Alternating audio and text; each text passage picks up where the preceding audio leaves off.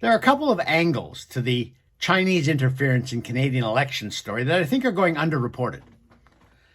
We all know by now there's pretty good evidence that in 2019 and 2021, the Chinese Communist government engaged in fairly widespread efforts to help candidates who are favorable to China's official positions get elected to the Canadian Parliament.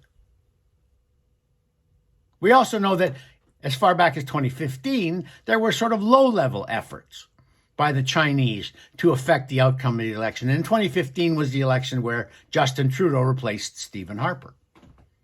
We also now know that as of 2014, there may have been efforts by the Chinese government to funnel money into the Pierre Elliott Trudeau Foundation, a cause that's still very near and dear to the heart of his son, Justin. The Chinese may have been looking for ways to use Chinese citizens and Canadians who were favorable to China to funnel money into the Trudeau Foundation in the hopes of winning some access and influence with the incoming Liberal leader as he was in 2014. But I think a couple of things haven't been mentioned enough. First of all, one of the attempts that Trudeau made to deflect criticism from his government when this first started out as a story about a week and a half ago was that, well, it didn't affect the outcome of the election. We won by a 41-seat margin, which is absolutely true. The Liberals won by 41 seats over the Conservatives. And the most that has been suggested is that about 11 or 12 seats might have been affected by this Chinese effort to influence the election. So in a sense, Trudeau's right. This didn't affect the fact that his party won and the Conservatives lost. But that misunderstands how Canadian elections work. Canadian elections are not one big election. There are 338 individual elections in individual ridings.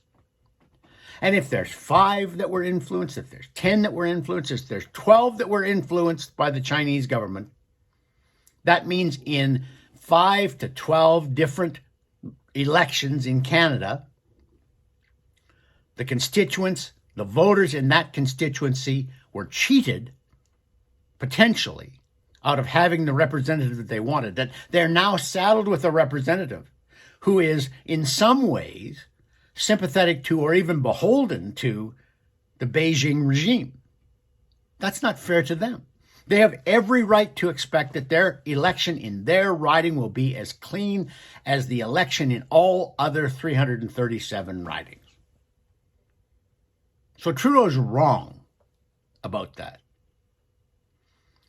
Now, Trudeau was also right when he said CSIS shouldn't be telling any party in a democracy who can be one of their candidates. Han Dong, who is a Liberal candidate, Liberal MP in the Toronto area, is said to have been helped along in getting his nomination by having the Chinese consulate in Toronto bus in seniors and students to vote for it. And Trudeau says, oh, that's racist. It's racist to suggest that. And he's also said, but it doesn't matter. That didn't affect the outcome of the election.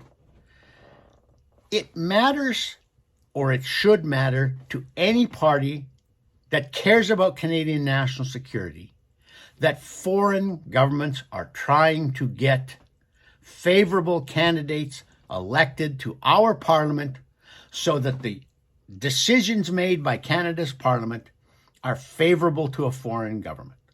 It's as simple as that. It's a very easy equation to figure out. And the only person who doesn't seem to be able to understand it is Justin Trudeau. For Postmedia, I'm Lorne Gunter.